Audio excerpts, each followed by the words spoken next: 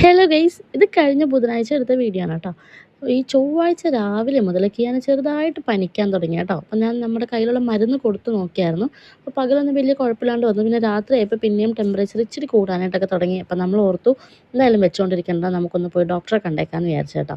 അപ്പോൾ ബുധനാഴ്ച രാവിലെ തന്നെ ഞാനും ഡോൺ ചേട്ടനും കൂടി അവനെ ലൂർദിലാണ് നമ്മൾ കാണിക്കുന്നത്, അങ്ങോട്ട് കൊണ്ടുപോയി. നമ്മൾ ഡോക്ടറെ കാണാൻ വെയിറ്റ് ചെയ്ത് നിൽക്കുന്ന സമയത്തൊക്കെ പുള്ളി ഭയങ്കര ആക്റ്റീവായിരുന്നു കേട്ടോ. ഡോക്ടറെ കണ്ടു കഴിഞ്ഞപ്പോഴത്തേക്കും നമുക്ക് കുറച്ച് ബ്ലഡ് ടെസ്റ്റും കാര്യങ്ങളൊക്കെ എഴുതി തന്നു. എന്നിട്ട് ആ ഗ്യാപ്പിൽ ഞങ്ങൾ ഫുഡ് കഴിക്കാൻ പോയിട്ടോ. നമ്മൾ ബ്രേക്ക്ഫാസ്റ്റ് ഒന്നും കഴിക്കാണ്ടാണ് പോയിട്ടുണ്ടായിരുന്നത്. അപ്പോൾ അവിടുത്തെ ക്യാൻറ്റീനിൽ നിന്ന് തന്നെ ഫുഡൊക്കെ കഴിച്ചിട്ട് അപ്പോഴും ആൾ വേറെ പ്രശ്നങ്ങളൊന്നും കാണിക്കുന്നില്ല കേട്ടോ. ഭയങ്കര ആക്റ്റീവ്. ബ്ലഡിൻ്റെ റിസൾട്ട് കിട്ടാൻ 2 hours ആയിരിക്കും എന്ന് പറഞ്ഞു കേട്ടോ. അപ്പോൾ നമ്മൾ അവിടെ നിൽക്കാതെ കുറച്ച് മാറി നമ്മൾ ക്യൂൻസ് വോക്ക്വേയിലേക്ക് വന്ന് കുറച്ച് നേരം അവിടെയൊക്കെ സ്പെൻഡ് ചെയ്ത് കഴിഞ്ഞിട്ട് അവിടെ ഒരു 10-20 മിനിറ്റ് ഇരുന്നപ്പോഴത്തേക്കും എന്താ ആളുടെ രീതിയൊക്കെ അങ്ങ് മാറാൻ തുടങ്ങി കേട്ടോ. മുഖമൊക്കെ അങ്ങ് മാറി. നമ്മൾ വേഗം തിരിച്ച് ഹോസ്പിറ്റലിലേക്ക് തന്നെ വന്നു. പിന്നെ കണ്ടത് എന്താണെന്നറിയോ?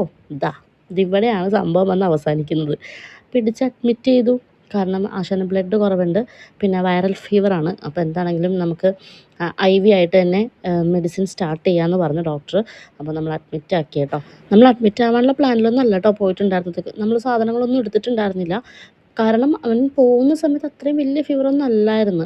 ഇങ്ങനെ മാറി മാറി വന്നുകൊണ്ടിരിക്കുന്നതുകൊണ്ട് നമ്മളൊരു ടെൻഷൻ ഒഴിവാക്കാൻ വേണ്ടി പോയതാണ്. പക്ഷേ 1 hour കൊണ്ടിട്ടാണ് കേട്ടോ കുഞ്ഞിൻ്റെ മുഖമൊക്കെ മാറി പെട്ടെന്ന് അവനങ്ങ് വീക്കായിപ്പോയി. അതുകൊണ്ടിട്ടാണ് ഡോക്ടർ പെട്ടെന്ന് തന്നെ എന്നാലും നമുക്ക് അഡ്മിറ്റ് ചെയ്തേക്കാം എന്ന് പറഞ്ഞത്. കാരണം ഒരു 99ൽ നിന്ന് പനി താഴുന്നേ ഇല്ലായിരുന്നു കേട്ടോ.